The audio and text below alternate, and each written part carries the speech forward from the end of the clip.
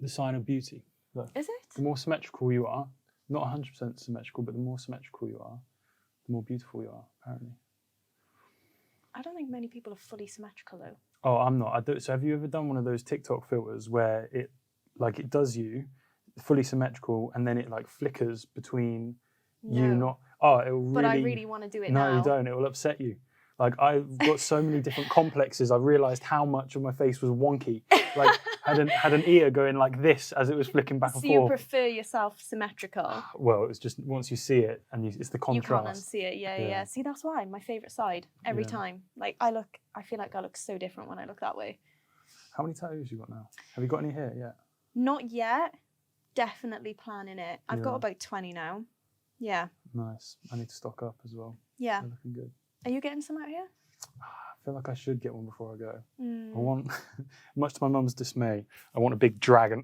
Oh, lovely. Yeah. I want a big dragon, representative of Asia. Yeah. But I want a big angry dragon that kind of goes a little bit round here. They would do them so detailed out here as well. Like they do so nice, really fine line stuff out here. So that would probably look really good. It's the place. It's the one to get, isn't it? Right. Coconuts. We're happy. I'm happy to have you here. Thank you. It's lovely to see you in Bali.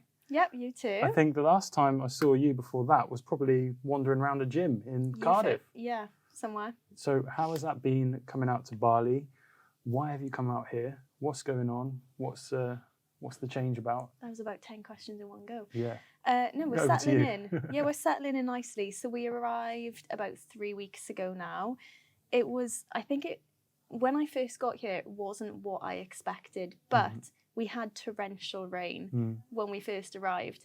And I think when you see these photos online and you get here and you instantly compare to that and you're like, oh, that's not what it is. Yeah. But the sun is out now. Yeah. And I've really grown to love it. I'm absolutely settling in. It's so chilled. Yeah. It's so different. I have found it so different settling in here to the UK. And I find working here now is extremely different. You just feel so much more relaxed in what you're doing day to day. I feel like the UK has such a hustle culture and everyone's in a rush to get to the next place. Whereas I find here everyone has been so much more relaxed in what they're doing day to day, kind of go with the flow more. I just feel like because we are so much more relaxed out here, you get more done. Weirdly, contradictingly. Yeah. Flow state kind of. Yeah, like more inspired, and I suppose there's so much more to do because the weather's nice. You're like, right, let's get this done. Focus hour, let's get going. Do you know what I mean? I love that. Yeah, I agree. I have to say I agree as well. Yeah. It's a completely different, and the time difference as well is a big factor in that as well. Yeah, for sure. Yeah, because most of my clients are like 7 hours behind, so they're sleeping for ages. When I've done half of my day, they're still hours so you in can the UK. set them up ready to roll for the day. So you have a coaching business. You have a fitness coaching business. Yeah. When did you start it, and what was the reason for kind of getting into it? And because it's been a bit of a journey, hasn't it? It's been, a long time as well. Yeah, I mean, not really, actually. It feels like it has, but it hasn't, I think, because of COVID. Okay. Do you know, like that whole COVID bubble, BC, before COVID? Yeah. It just feels like such a long time ago. So I actually wanted to work in the fitness industry for years. When I was 18, I studied geography at university, and I said to my parents, I really want to do fitness. I want to be a personal trainer.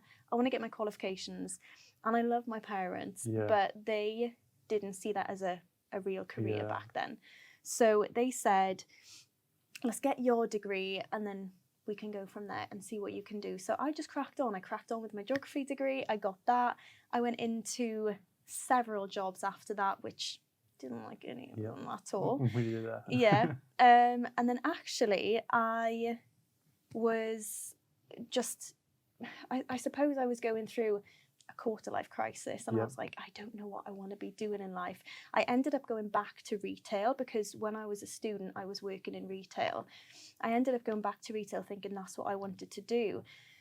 And this is a little bit deep. I'm going to get deep here. Good. my dad had a stroke and it Okay. left him disabled. It was about 3 years ago, and he worked in the same job, in the same career his whole life, and he didn't like it at all. It was stressful, it was tiring. He commuted an hour, sometimes two, depending on traffic, each way every single day for that whole career. And he was waiting until his retirement to go travelling and enjoy life with my mum. Now, he had a stroke that year he retired, so their travelling plans literally went out the window.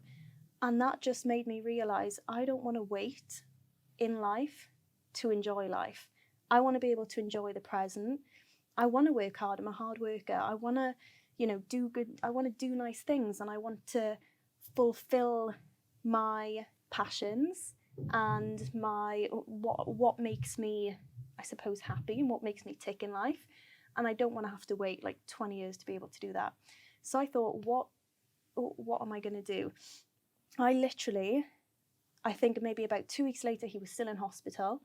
I enrolled to get my qualifications, and I just thought, I'm going for it, I'm doing this. So I got my qualifications. I started PTing alongside my corporate job. I then built up a client base, quit my corporate job, and then I started building online alongside PT. And then I transitioned to online, and that was maybe, I think I've been online about 2.5 years now. So yeah, it's a long story, but. So that's amazing, and I didn't realise that. It's funny how those kind of key moments can really try to change the direction of things. Yeah, definitely. And I think COVID was that for a lot of people, and I can completely see why. Yeah. For me, it was having something like that happen to someone so close to me and realising, oh my God, your life can change in such a short space of time. Like, you need to be doing what you want to do for your own growth and to achieve what you want to achieve in life. What was that like with your dad when you kind of told him what you were going to be doing and what you wanted to be doing? So he lost his speech from his stroke, so he can't speak. But when I told him, he got his whiteboard out because he sometimes writes down what he is trying to say. And he said, that might be great for now, but what happens later in life? What happens, when you're 40, when you're 50? So I think it's just, when my parents were growing up, the fitness industry wasn't really a thing. So it's just knowledge around it, I think. That's literally all it is. Yeah. But now they're so happy for me. They absolutely love that I'm out here traveling and seeing me so happy doing what I love as well. They're over the moon. That's great. I love that. What is it that makes you so happy about kind of the fitness industry? What really kind of sparks that fire inside of you? And why is that the thing that you can just get your teeth sunk into? Because I see your stories. I see everything you post. Like, you are about it. It's not, it doesn't look like an effort for you at all to do everything you're doing. You look like you absolutely love it. And a lot of people, they would kill to find that thing that they can just sink their teeth into and they absolutely love. Yeah. So, yeah, I guess my question is, what is it that really kind of ignites that fire with the fitness industry for you? For me, I was underweight when I was in school towards my latter years. I don't really know if it was down to anything specific. I remember feeling very anxious towards my latter years in school, and I would skip meals. It wasn't intentionally, it wasn't down to an eating disorder. It was because I was very, very anxious just as a person. And I think that made me very self-conscious then. I didn't want to be an underweight person. I didn't want to be, I was called skinny a lot, which I hated. I remember that feeling, and I just did not like that at all. So when I got to uni, I remember thinking, I want to get myself to the gym. I want to start lifting weights. I want to build some shape. I want to get stronger. I don't want to be that skinny girl anymore that people have been calling me. So I got myself enrolled to a gym as soon as I went to uni, and I remember that feeling that I had when I first walked through those gym doors. Have you ever had it? When you walk through the gym and you're like, shit, what am I doing? Yeah. Like, everyone's looking at me. I'm going to look stupid. Just your standard feelings, like gym anxiety, what people term it. I felt that so badly, and I thought, I'm never going to be able to go back. I remember turning out as soon as I walked in there for the first time. And I think going back and gradually working through those feelings and building my self-confidence, building my strength up, has just made me realise that's the way I want to feel. That's what makes me good, and that's why I wanted to start helping other people feel the way I felt.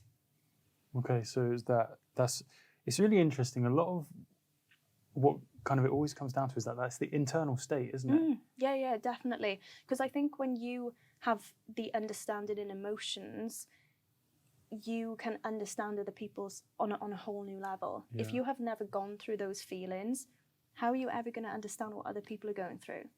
Yeah, absolutely. And so with that transformation that you felt from kind of, you know, not liking, and I guess it was an identity shift as well, like of being really kind of, I'm the skinny person, I don't want that, so I'm going to do something about it. I'm kind of interested in, I find it really interesting how people sort of begin to take action. Like, I find it interesting the things that kind of ignite them, and also where they kind of see it going in the future as well.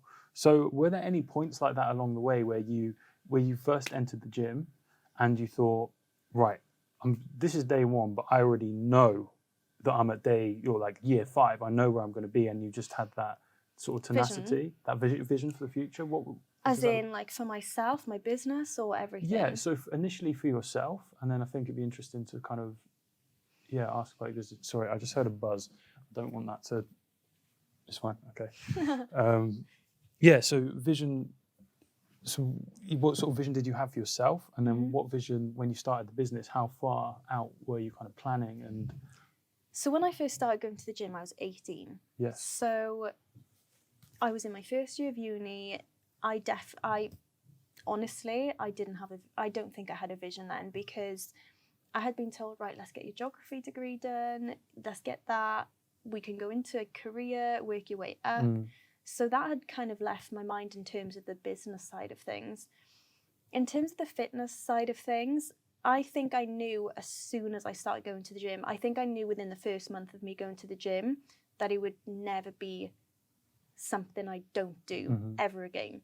Whether that's exercising like outside of the gym, yoga, running, weightlifting, you name it, whatever kind of exercise I want to do now or in my future, I know that I'll never not exercise. And that was the feeling that I had. I don't know if that changed in the early years or whether it was more like recently, because I'm 28 now, so that's 10 years ago, which is a long time. that's a decade ago. Yeah, a decade ago. But no, I think maybe at the 5-year point, that was when I had obviously graduated. I'd built up my confidence in the gym. I knew that I was just as worthy to be taking up space in the gym in the weights area as like men in there as well, because a lot of females don't feel that way. And I think then I was like, I'm going to start really pushing now. And I would say maybe about 5 years ago is when I really started pushing with the weights and working on my strength as well. That's, so 5 years ago, that's when you started, you had that like, right, this is something that, I've been doing it. I've kind of had that internal transformation. And then you're like, right, I'm actually going to really push with my own training initially. When did the PTing sort of come into that? And what was the initial spark to go, right, I'm going to do the PTing, and then what kind of pushed you over the edge to be like, right, online's my future as well? So I think with the PTing side of things, it was a couple of things. I think 5 years, down the line after I'd started, I'd realised that my love for it was not going to go. Yeah. And I was still thinking, in every job that I got, like, I think when I met Robbie, which was 5 years ago, I think I had 7 jobs in 1 year. Because I just never felt like I belong in a workspace that I'd been in. And I think I always had that feeling, what if? I know that's what I want to be doing. And actually, I remember 5 years ago, I was an estate surveyor. I remember in that job, one day I was Googling PT qualifications. And at that point, I think I was like, I just need to do this. And yeah, I think from that point, I needed to start making an exit plan. I had a mortgage, so it wasn't as simple as, right, I'm going to quit this now and I'm going to start this. I had to build it up along the side, and I had to save as well. So I think it was, first for me, it was, right, I know this passion isn't going to go away. What can I do to get myself there? And it was just about, I suppose, self-belief and understanding that you are in charge of your reality. Nice. You're in charge of your destiny and what you achieve in life. You can't rely on anyone else. No one else is going to bring you happiness in life. If you're not happy in what you're doing in your own area, you're never going to feel that way. So I think from that point on, I just started, I suppose, finding the best qualifications to suit me, and the ball got rolling. And then in terms of moving online, I think it was, so by that point I had a mixture. As soon as I started face-to-face PTing, I actually had a couple online as well. And I absolutely loved spending time with my face-to-face clients. I loved seeing them all the time. I loved building up that relationship to a different level. But I feel with online you get so much more. I don't know if you've ever heard the saying, but it's like a PT in your pocket. It's not just an hour of their time, my time a week. It's every day of the week you can have that support. It's not just showing you how to exercise, but actually it's equipping you with all of the tools and the knowledge that you need to reach your goals. So I suppose I started realizing that people are actually getting better results online, and people were enjoying the fact that they could have support every day of the week, and they were learning a lot more. So yeah, I soon transitioned to online, and I suppose I'm super grateful for that, because I would not be here if I wasn't online right now. So yeah, I'm feeling all kinds of gratitude at the moment. Yeah, I bet your clients are as well. Feel lucky to work with you. I know how good you are. You kind of enter, it's interesting, there's kind of that theme of the business world's quite a masculine world. The gym world's quite a masculine world. You, and a lot of people, a lot of, I imagine, women as well, like you said, they have that anxiety going into the gym. And then when you said, did you have that feeling yourself, or when you go into the gym? Yeah. And I'll be honest with you, no. So that's the difference. The one thing I did feel was, when I first went to the gym, I had these really lame gym gloves. I don't know why. I'd seen someone on YouTube with gym gloves. And you thought you needed them. And I thought I needed them to lift weights. Yeah. But those soon came off after a few people spoke to me. So apart from that was the only embarrassment I felt initially going into the gym. But yeah, I didn't, as kind of a guy, I didn't feel that, oh no, I'm in the gym. I didn't feel that. But also sort of entering sort of an online business space as well. I didn't ever feel like, oh, am I going to be judged? It's like, no, this is what I'm going to do. So I'm kind of curious, you know, I think it takes a lot to kind of enter this space, put yourself out there. And there's so much that people don't see. So yeah, I'm sort of interested in kind of the skills you've learned along the way and how that's been for you, kind of stepping forward like with confidence as well and actually making it happen. Yeah. What's that whole process sort of been like? Firstly, I would say to build your own confidence, you, like I said before, you need to understand that you can only bring yourself happiness. So for example, a lot of people will rely on their relationships to bring them happiness. And it's about actually turning around and realizing, actually, I need to do something for myself. And I think for me, going to the gym and starting my own journey, that enabled me to understand, oh, actually, I can go out there and I can do stuff for myself. I can achieve things for myself. And as soon as you start accomplishing things that you want to do rather than what society is telling you to do or people around you telling you to do, that is a huge confidence builder in itself. So I think for me, that was kind of where my confidence started building from. I'm by no means like a really, really confident person, but I would say that I'm confident in what I do in life and what I want to choose to do. And that has come from that. In terms of building a business, I would say that no one, and you're probably going to agree with this, no one ever prepared me for how hard business is, ever. Like, I remember being in my first 6 months thinking like, shit, like what have I got myself into? How am I going to do this? Yep. Because you're not just, like you said, people don't see very much. People see you. Exactly. It's like Yeah. people don't see much at all. People see me as someone who coaches my clients, someone who goes to the gym. That's all I do. That's what you do. Yeah. But no, there is, at the end of the day, you have to be a marketer, you have to be an accountant, you have to make sure you pay your tax on time as well. You've got all of those added pressures. Maybe you've got staff, like I've got Leah as well. So there's so much. I mean, I can't even think of admin. I suppose like programming and all of that side of things as well, software. There is so much behind being a business owner that people don't really think about, and they kind of think, oh, you know, she can just do her own hours. She can work whenever she wants. But the reality is, if you really want a business to work, you're not going to feel like you can go from working 9 till 5 to just thinking, oh, I'm going to work whenever I want. Chances are, and a lot of people probably won't like me saying this, you're going to end up working more. Yes. You're going to end up working a lot more. Someone here said the other day, you trade your 9 to 5 for an 8 to 8. Like, yeah, for sure. Or if not more. For sure. Yeah, definitely. And that's what people don't see. Yeah. So there's a lot behind it that is very difficult. But personally, for me, I would not have it any other way now. I absolutely love it. Why do you think that is? Because you said, right, I'm spending more time doing because something. I love it. So I'm passionate about it. I know that's so cliche to say, but it is genuinely it's what I love doing in life. And I know how good I felt when I conquered my fears of the gym. I became more confident in myself, not just in my skin, but in my own decisions in life. And when my clients turn around to me and they say, you've improved my life.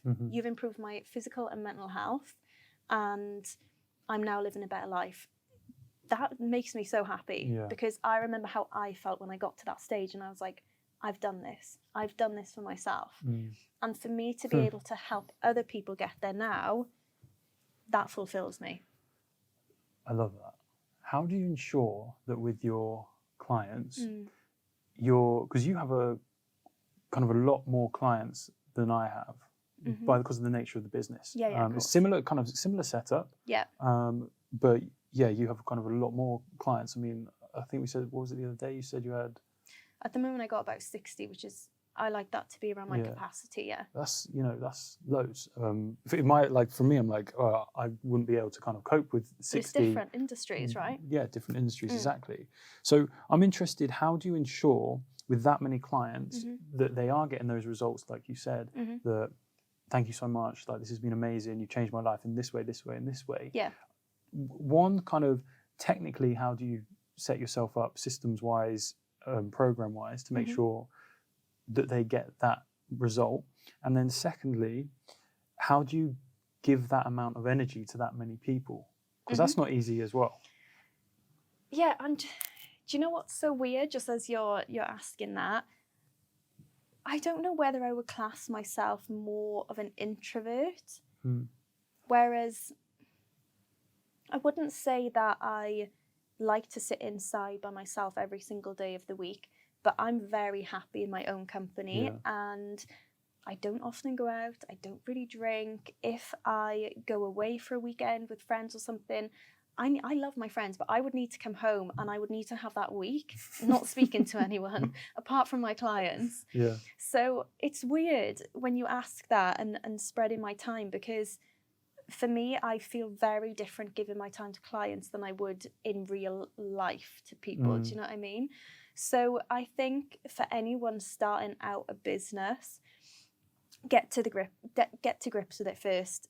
I would have never set my capacity at 60 in the beginning at all. I think when I first started, my capacity was like 15. I was like, right, this is what I need to manage, and this is I need to learn how to do this well, and I need to learn what clients like. I need to learn what they need more from me, and then it built from there. Like my capacity was then 20 and 30, and now it's 60, and it's never going above 60. It's been 60 for about a year and a half now, and that's what I'm happy with. That's what I kind of like doing, and like you said, I can spread my time. I suppose in the beginning my software systems weren't built out, so my time was spread not just between my clients but my software every day as well. Like maybe in the beginning when I was starting out, I was writing workout programs on spreadsheets, whereas now we have an app. So it's so much easier to program in the app and make sure that clients have got what they want, because it took a long time us building out the exercise library and making sure it was kind of laid out in the way for each client that we wanted it to. But it's now, like, it's a lot of work initially to get to a point where you can just focus on clients rather than software. Does that make sense? Yeah. So it's really you did the reps. Yeah. You did the reps. Like with everything you've done. You did the reps and you built out systems from there. And then that's, it's I mean, for me, the 60 still sounds like you have to give an awful lot of energy, and that's, you really have to be kind of on the ball with that. So I guess maybe we can talk.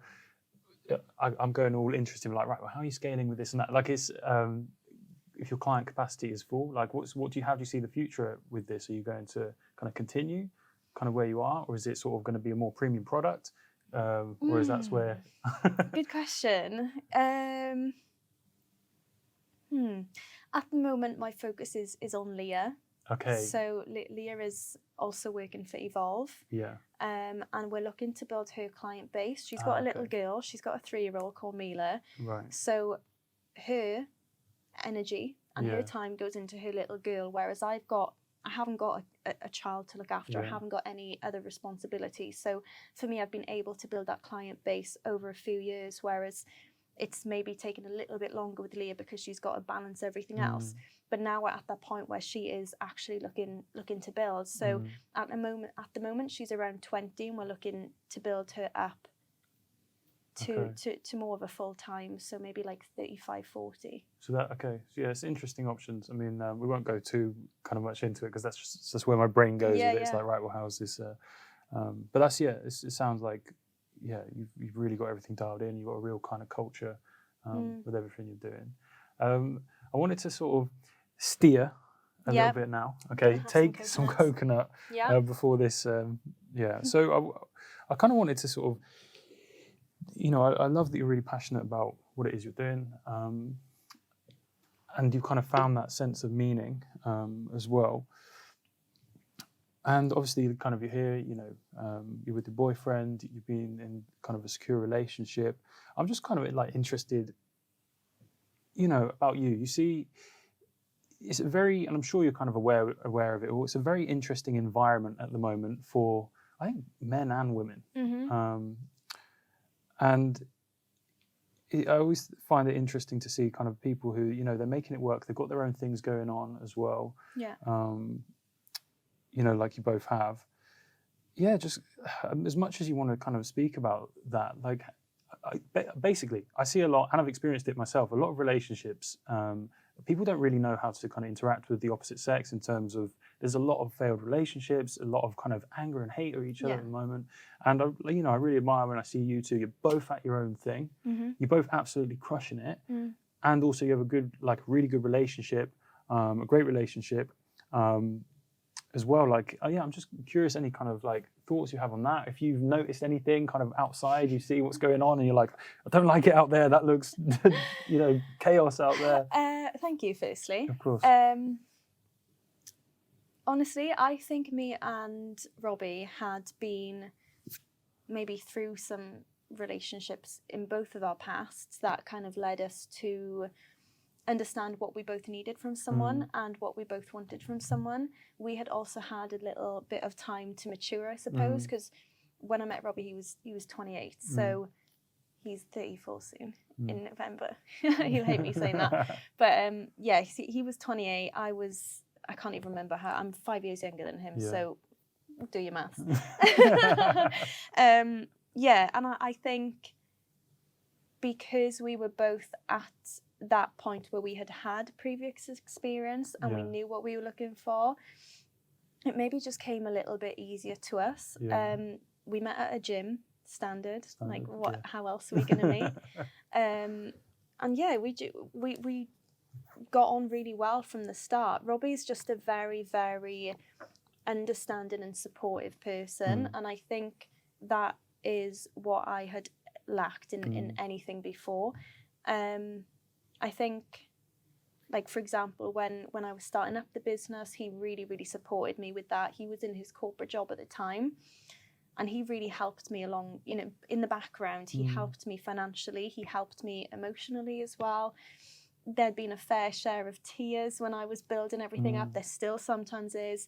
And he always knows how to support me in the right way. So I think that is really, really key in a relationship, knowing how to support your partner and really understanding them as a person.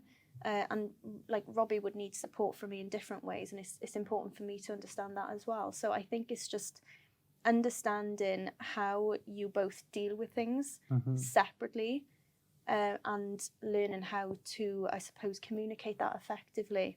Yeah, I love that, and it's amazing that, I mean, that's what relationship is. It's you're there to serve each other. Yeah.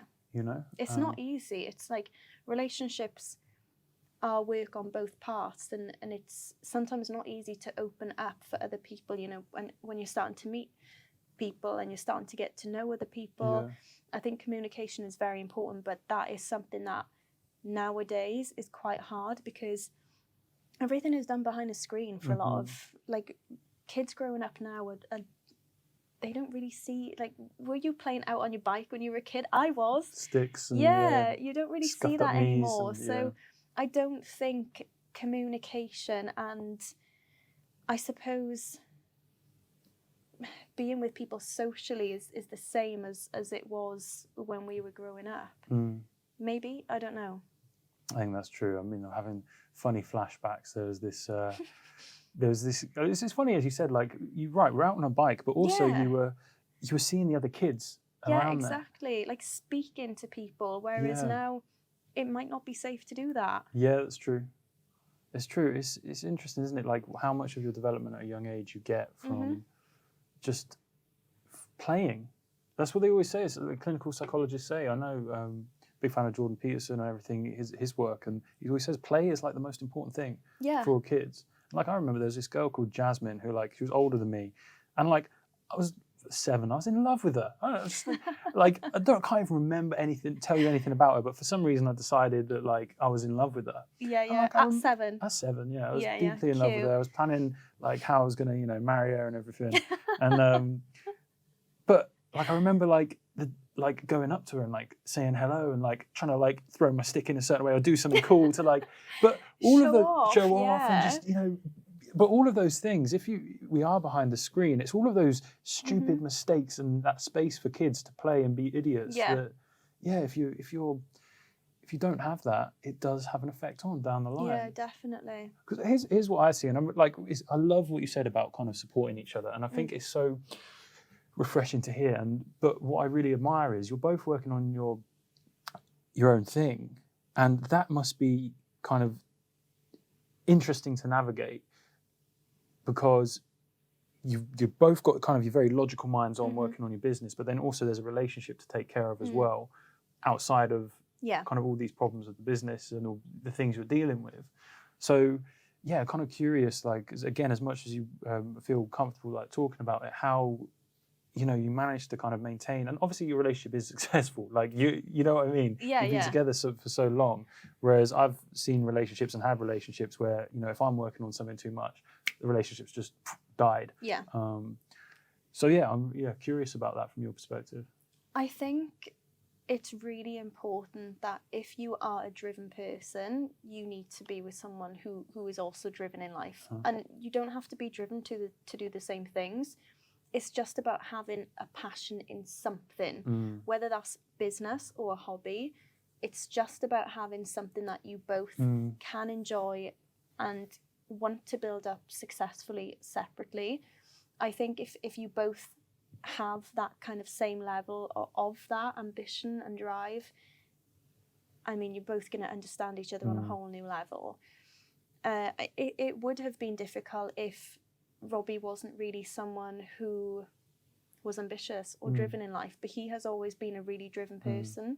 So before I had actually gone into my business, he had a previous business, so he knew how to build a business, and he knew what kind of hours it took and how much work it takes to build up a business. See, he had that understanding already, and he was able to help me with that. So I think it's just about being on the same level. I think, I know that sounds really simple, Mm. but sometimes I think it's literally about being on the same level and understanding that you both want to do well and being on the same team to do it. Because a lot of people have like jealousy issues. Yeah. If someone's doing better than the other, they're not happy about it. I think it's about being on the same team. Yeah. Definitely. And me and Robbie definitely are on the same team. Like, we always feel like we've got each other's back. If I need support in something, he'll help me. If he needs support, I'll help him. And yeah. Yeah, I love that. I love that idea of being on the same team. Yeah, it's great, and you're going to be the next like Alex and Leila Hormozi. It's great though, because you're just serving each other with the relationship, serving everything that you're working towards. It's very fulfilling, I imagine. And obviously, I know there's ups and downs in all relationships. I imagine maybe not, but yeah, it's really refreshing to see. Really refreshing to see. What I see a lot of, and even for myself, like kind of a lot of checking out. A lot of, right, I'm just going to focus on this, and then when that's done, maybe I'll re-enter the space. To be honest, like, it's kind of where I am at the moment. I'm like, right, I've got loads of shit to do. Like, and I personally often find that, that your time is precious when you're working on something, and you know, maybe that anyway, like maybe that like relationships, like I've kind of had that belief, like, can you have a relationship and build a business at the same time? Which is why it kind of sort of fascinates me that you're kind of doing it yourself. So, right, Bali, UK are very different. Bali, Cardiff, very, very different.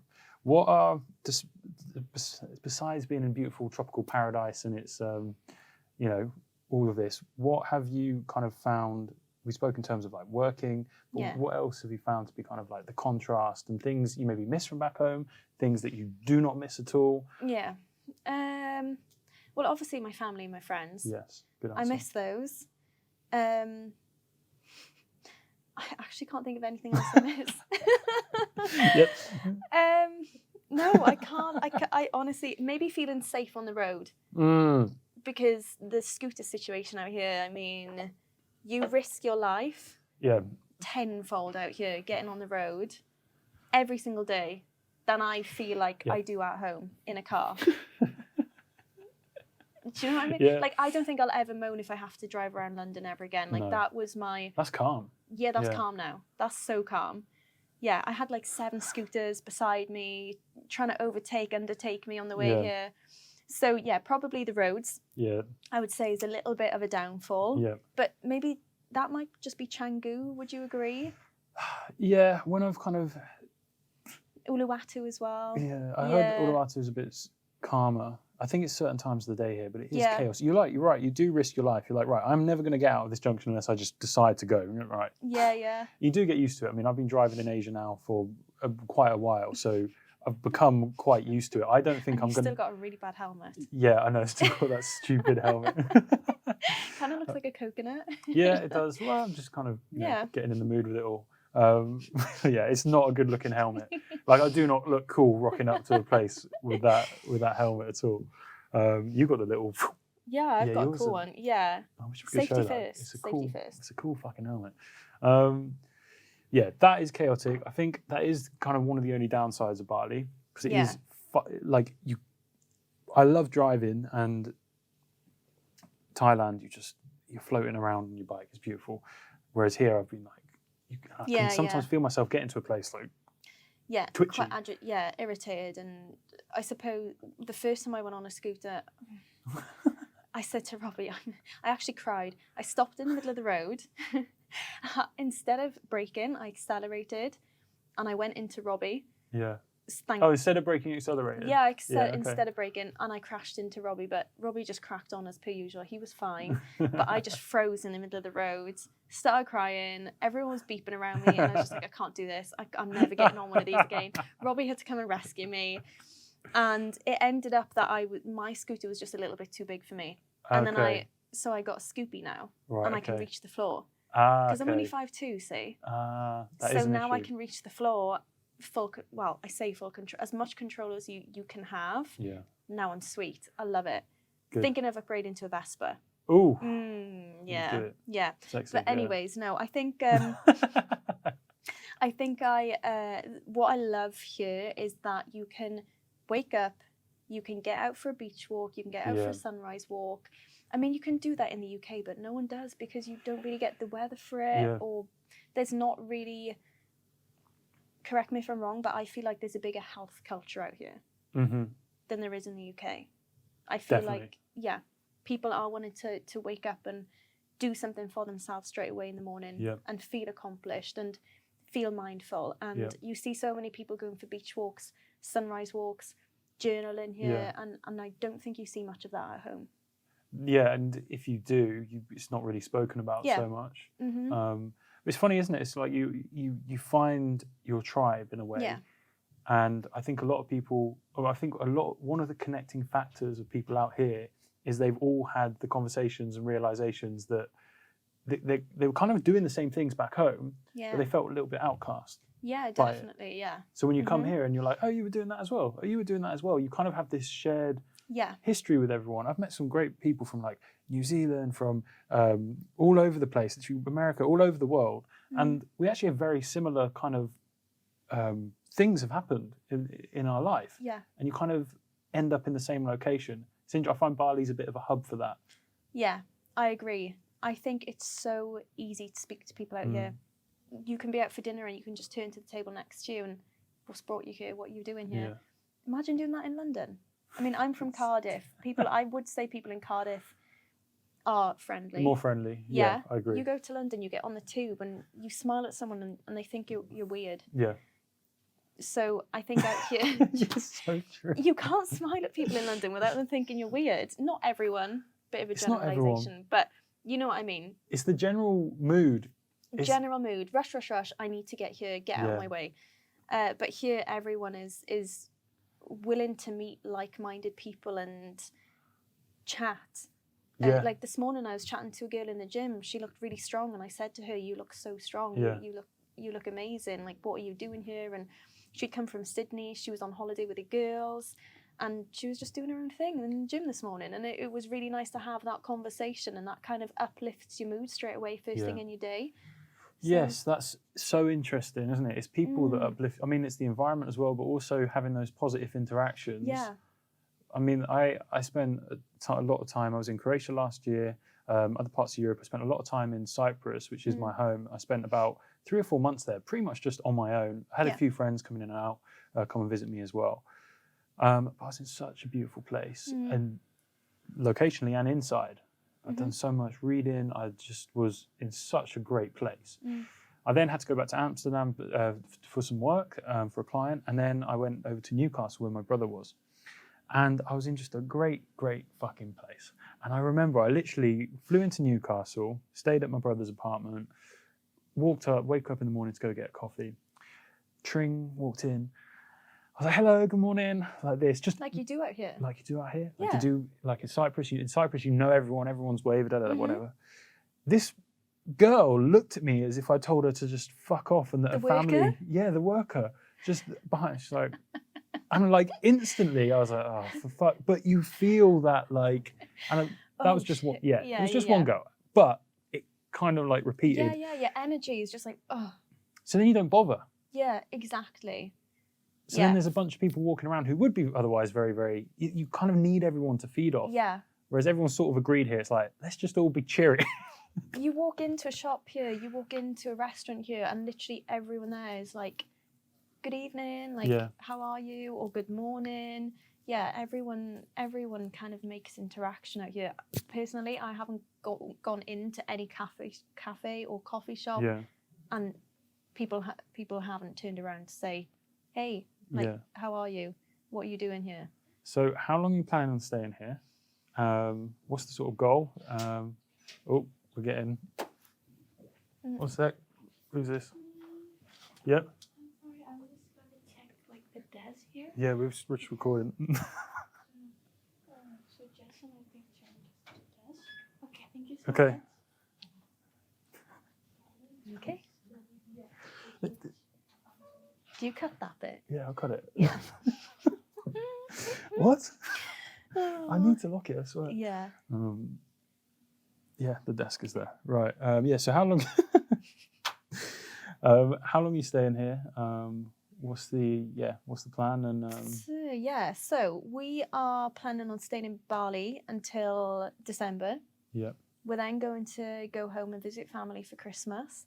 And then hopefully in the first week of January, we're then going to be booking maybe Dubai for a month. very nice. And then we might be going to spend majority of the year in Greece. So Mm, yeah, we're going to see, because both of us love Greece. We don't know which area Yeah. yet or where, but both of us love Greece. The time difference isn't as large, yeah, so it would be easier in terms of clients. But it's still sunny. yeah, still sunny. It's beautiful. Still nice and warm. There's still beaches. There's Amazing still food. gyms. Yeah, amazing food. Souvlaki, Yes. moussaka. That's my favorite thing ever. Oh, really? Yeah, moussaka is my favorite thing. I love it. Gyros, love it all. Sold. We could go on. Sold. Yeah.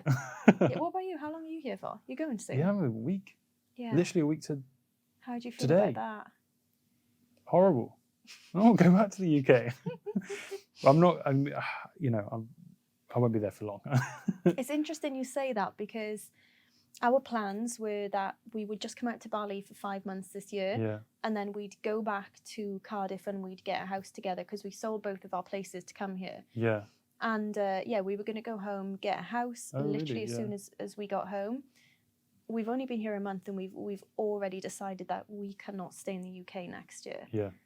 Don't know whether we do maybe a couple of months, but we know that we're not going to be doing that anymore. You're leading the charge. This is the future. You're leading the Yeah. charge. You're going to inspire Do what others. makes you happy. Do what makes you happy. Yeah.